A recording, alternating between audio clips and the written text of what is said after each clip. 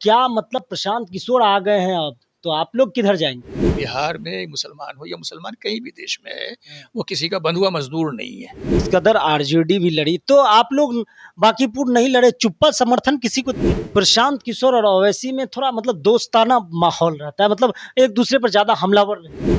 प्रशांत जी आए, प्रशांत जी जो है सो अपनी मेहनत कर रहे हैं। देखिए, सबको अधिकार है। ओवैसी के नाम पर जो वोट है वो कोई खिसका नहीं सकता। ये कहना था कि जो मुस्लिम नुमाइंदे दूसरी पार्टियों में जीत कर आते हैं, जिसको सो कॉल्ड सेकुलर पार्टियां कहते हैं, जीत कर आते हैं, तो वो उनकी जबान बंद रहती है। कि मदरसा में भी राष्ट्रवाद को ही बढ़ावा मिलनी चाहिए। ऐसा लग रहा है कि जैसे भाजपा का रंग कुछ ज्यादा ही चढ़ता है। तनख्वाह को लेकर मदरसा के शिक्षक, संस्कृत विद्यालय के भी शिक्षक काफी परेशान हैं, तो आप लोग मांग नहीं रखते? 6 महीने से बगैर खाए पिए वो अगर आप उनको कहते हैं पढ़ाते रहिए बच्चों को, कैसे बच्चे पढ़ाएंगे? नमस्कार, खबर पॉइंट देख रहे हैं आप, मैं हूं ताज। देखिए, बिहार की राजनीति में घमासान जारी है, उहापों की स्थिति है और क्या होगा नहीं होगा इस पर भी बातचीत करेंगे। लेकिन आपको बता दें, आज का मेन मुद्दा यह है कि बिहार की सियासत में मुसलमान किधर। प्रशांत किशोर की एंट्री होने से सियासी सरगर्मी इस बात पर टिक गई है कि मुसलमान अब आरजेडी से निकलकर प्रशांत के साथ गए हैं। लेकिन इसी बीच लोग ये सवाल भूल गए हैं कि ओवैसी भी बिहार में है। एमआईएम के 5 एमएलए हैं, सीमांचल में बड़ी पकड़ है, पूरे बिहार में लगातार कैंपेनिंग कर रहे हैं, देश लेवल पर ओवैसी साहब खुद लड़ रहे हैं। और आज हम चर्चा करेंगे, हमारे साथ एआईएमआईएम बिहार के प्रदेश महासचिव इंजीनियर आफ्ताब साहब मौजूद है, जिनसे बातचीत करेंगे। बहुत बहुत शुक्रिया। Thank you very much. सबसे पहला सवाल मेरा ये रहेगा आपसे कि अभी बिहार की सियासत में ये बातें बहुत तेजी से फैल रही है कि प्रशांत किशोर आ गए हैं तीसरे विकल्प के रूप में, और मुस्लिम वोट बैंक जो 17% 18% के आसपास है, वो अब खिसक जाएंगी क्या? नहीं नहीं, देखिए, प्रशांत जी तो पहली बार इलेक्शन नहीं लड़ रहे हैं, पिछली बार भी लड़े थे। जी। और उस समय वोट कितना मिला था ये पता है आपको। तो इस बार वो एक अकेली सीट थी बांकीपुर की, और उसकी परिस्थिति कुछ अलग थी। भाजपा इलेक्शन नेचुरली उनके राष्ट्रीय अध्यक्ष की वो सीट थी, तो उसको थोड़ा सा हाइप भी मिला, और उसकी वजह से थोड़ा उसमें ये हुआ। और राजद ने भी कोई इलेक्शन कोई उतनी मजबूती से नहीं लड़ा, जैसा ज़मीन पर अंदाज़ा था कि तेजस्वी जी भी 2 दिन बाकी था तब आए थे जब क्षेत्र में। तो प्रशांत जी से डायरेक्ट इलेक्शन हुआ, डायरेक्ट में हुआ, तो नेचुरली जो है प्रशांत जी को वोट ज़्यादा आया तो वो जीत गए। तो कोई ऐसी बात नहीं है कि उसमें जो है मुसलमानों का कोई ख़ास है, सारे लोगों ने वोट दिया है।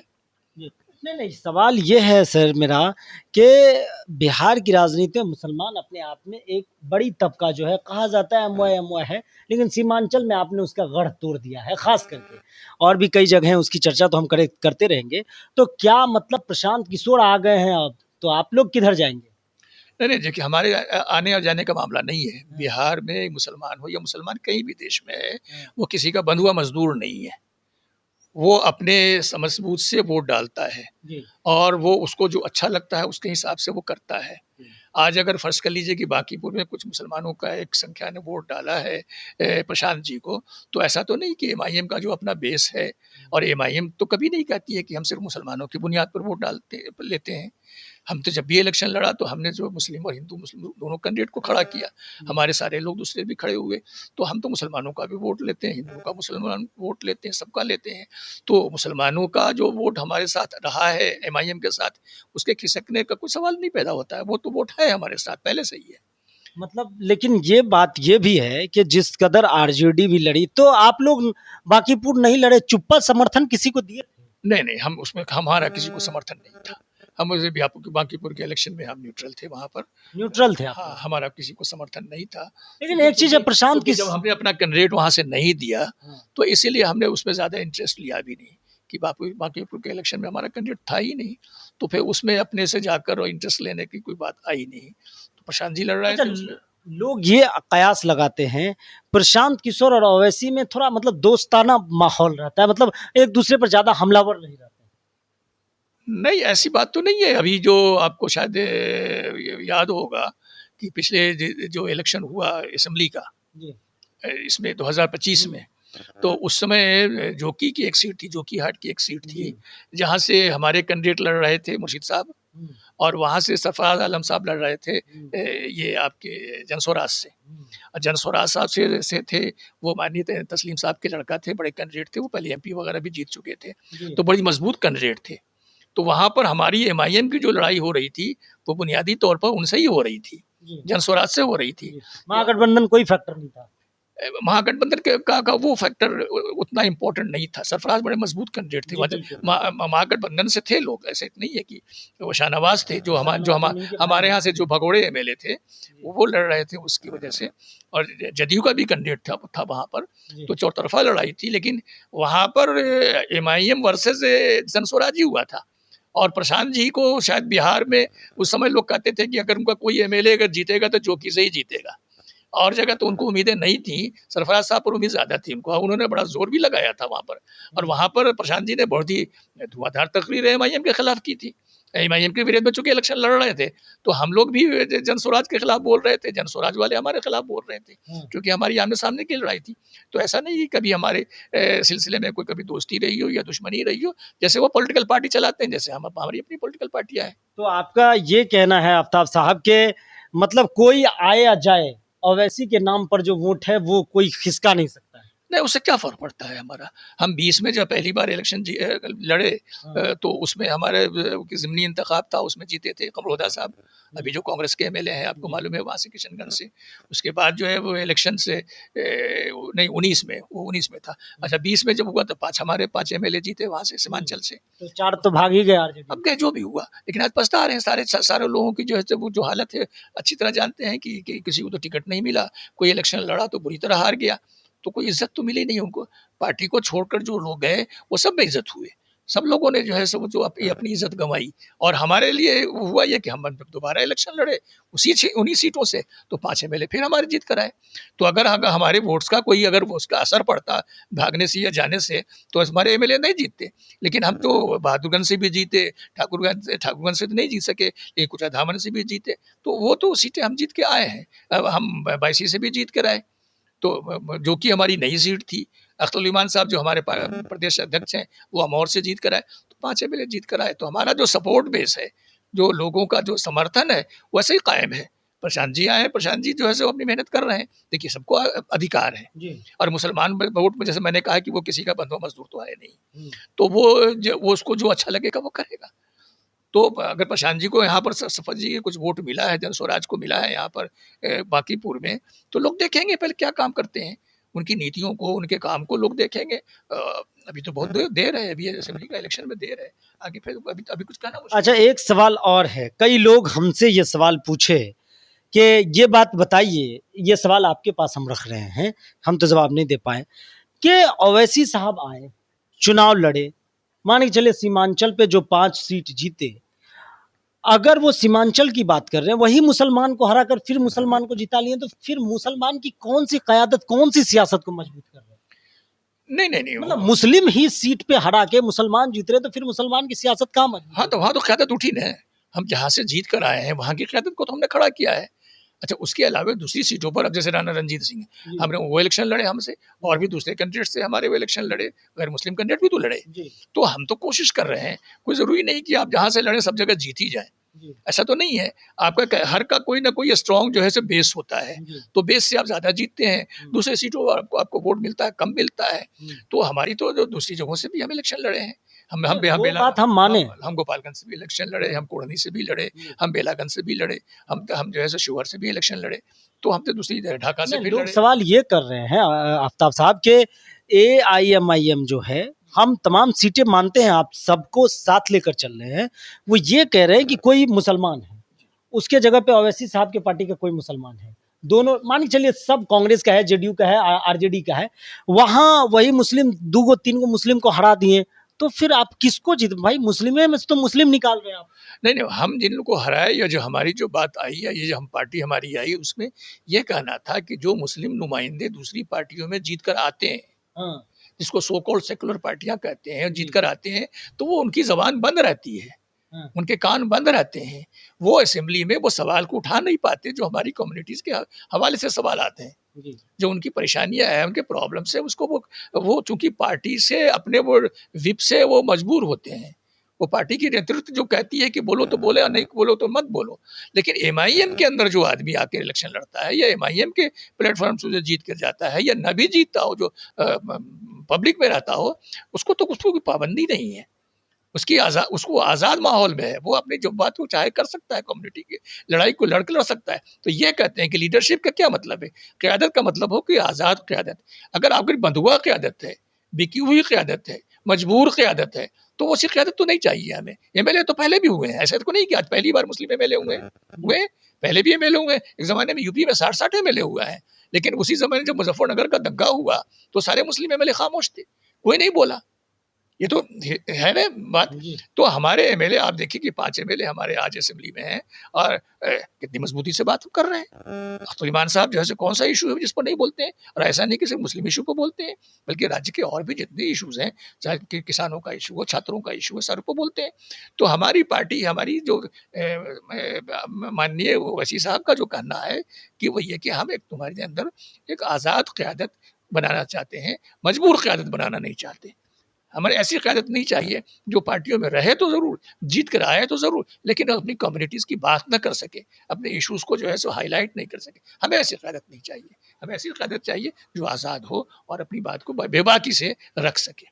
तो आपने सुना, आज़ाद क़यादत की खातिर गुलाम लोगों को हम अपनी पार्टी से नहीं जिताना चाहते, और जो भी सरकार के हिसाब से चल रहे हैं ऐसे एमएलए मुसलमान भी हो तो मंजूर नहीं है। एक सवाल और लेंगे मदरसा को लेकर, जहां 6 महीने से तनख्वाह नहीं मिली है। इसके अलावा भगवाकरण की बात बीच में उठ रही थी, बिहार के स्कूलों की, वहाँ तरह तरह के बच्चे भी पढ़ते हैं। इसके बाद जो है कह रहा है कि मदरसा में भी अगर राष्ट्रवाद को सेंटर रखा जाए, इस तरह की बयानबाजी हो रही है बिहार की सियासत में कि मदरसा में भी राष्ट्रवाद को ही बढ़ावा मिलनी चाहिए, उसका तवज्जो देनी है। मिथिलेश तिवारी शिक्षा मंत्री भी कह रहे हैं। नहीं, राष्ट्रवाद का वो इशू नहीं है, असल में वो इशू जो है वो गान का है। जो गान को वो कहते हैं कि साहब वो आप, तो अभी उन्होंने दिल्ली से वो कानून पास भी किया है पार्लियामेंट से इशू से। तो अब उसमें पहले से एक कंट्रोवर्सी रहा है।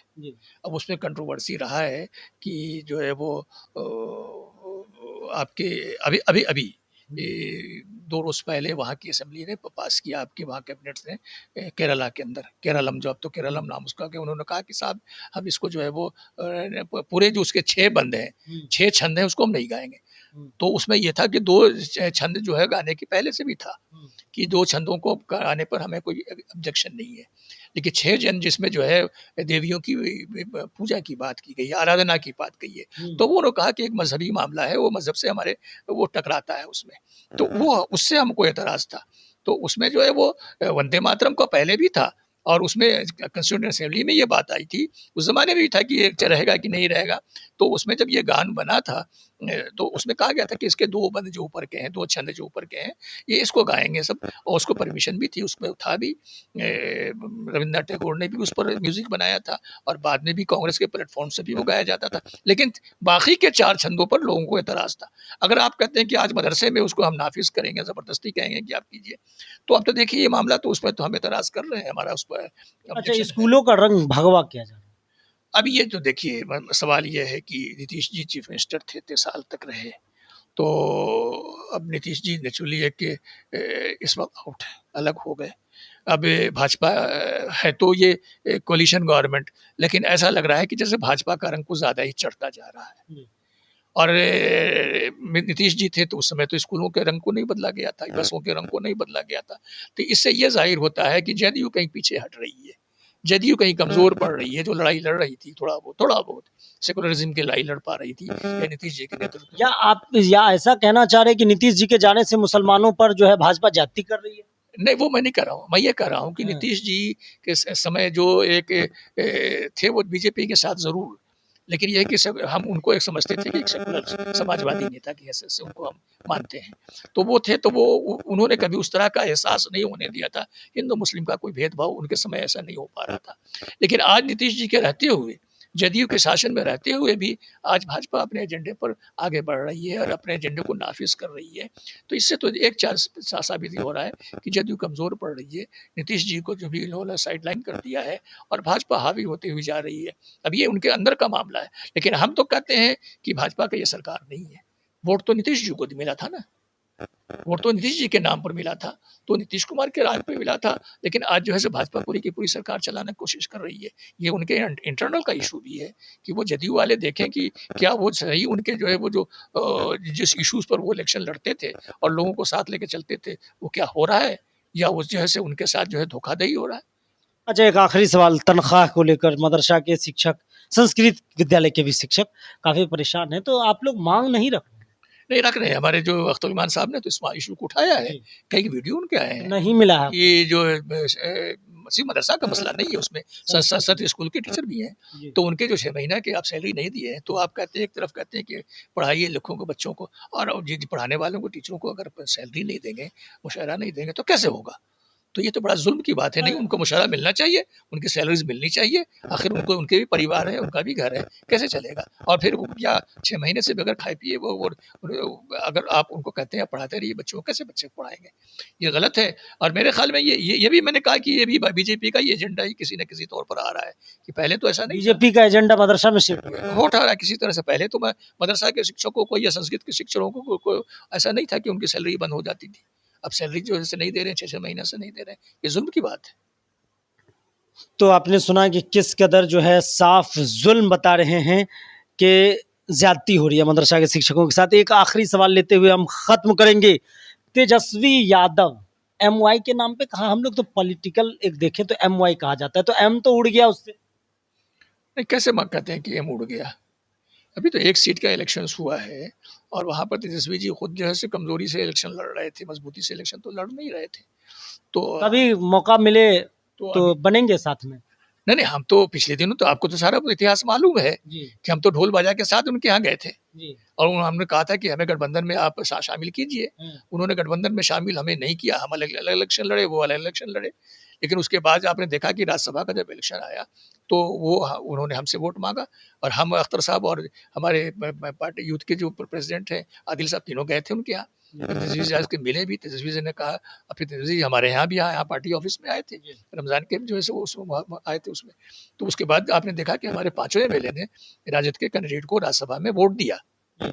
तो हमारी तो ख्वाहिश है, पहले से भी इच्छा थी, अब भी इच्छा है कि हम जो है वो एमआईएम को गठबंधन में शामिल किया जाए और अगला इलेक्शन जो है हम गठबंधन में लड़े। हमारी इच्छा है, पहले से अच्छा, भी थी, अभी प्रशांत है। किशोर आवाज दे गठबंधन के लिए, तो प्रशांत किशोर के बारे में तो अभी क्या अगर मान के चले पीके और AIMIM मिल जाए तो बिहार में तो फिर बदलाव आ जाएगा। नहीं, ये शायद इतिहास लोगों को नहीं पता है। मैं पहली बार आपको आपके चैनल से ये डिस्क्लोज कर रहा हूँ कि ये प्रशांत जी जब पार्टी लॉन्च करने जा रहे थे तो उसके पहले हमारी उनकी 2 बार जो है सीटिंग हुई थी। प्रशांत किशोर के साथ MI वाली की बैठक हुई है। हाँ, हमारे नेतृत्व की।